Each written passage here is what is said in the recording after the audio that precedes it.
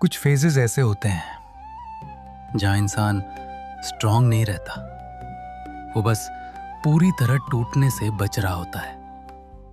और सच बोलें तो कुछ लोग प्रेयर इसलिए नहीं करते क्योंकि वो रिलीजियस हैं, वो इसलिए करते हैं क्योंकि अंदर से टूट चुके होते हैं।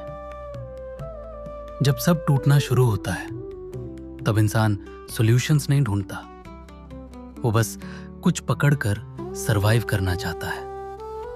ब्रो, यही वो फेज होता है जहां इंसान धीरे धीरे इमोशनली ड्राउन करने लगता है।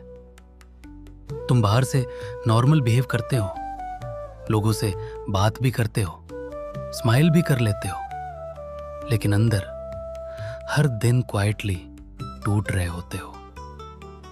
तुमने नोटिस किया है, कुछ दर्द इतने साइलेंट होते हैं कि इंसान एक्सप्लेन करना भी छोड़ देता है, वो बस इंटरनली सरवाइव कर रहा होता है। सुबह उठने का रीजन नहीं होता, फिर भी तुम उठते हो। लाइफ का कोई क्लियर आंसर नहीं होता, फिर भी तुम दिन निकालते हो। और डेंजरस बात, एक पॉइंट के बाद तुम्हारा दिमाग भी तुम्हारे अगेंस्ट जाना शुरू कर देता है। अब कुछ नहीं बदलेगा, अब थक गया हूं, अब नहीं हो रहा। ब्रो, यही इंसान मेंटली स्लिप करना शुरू करता है और फिर एक दिन ऐसा आता है जहां तुम लॉजिक नहीं पकड़ते, तुम बस भगवान को पकड़ लेते हो। क्योंकि जब इंसान इमोशनली ड्राउन कर रहा होता है तब उसे आंसर्स नहीं चाहिए होते, उसे एंकर चाहिए होता है, कुछ ऐसा जो उसे पूरी तरह कोलैप्स होने से बचा ले। और शायद यही रीजन है कि सबसे ब्रोकन लोग सबसे ऑनेस्ट प्रेयर्स करते हैं, क्योंकि उनके पास फेक कॉन्फिडेंस नहीं बचता, ईगो नहीं बचती, कंट्रोल नहीं बचता, बस एक साइलेंट होप बचती है। भगवान, बस मुझे टूटने मत देना। और सच बोलें तो यही वीकनेस नहीं होती, यही इंसान की आखिरी इमोशनल सर्वाइवल इंस्टिंक्ट होती है।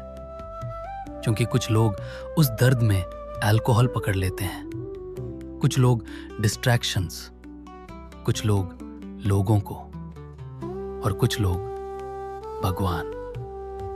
ब्रो, यही फेज इंसान को बदल देता है, क्योंकि जब सब कंट्रोल से बाहर चला जाता है तब इंसान पहली बार समझता है वो कभी कंट्रोल में था ही नहीं।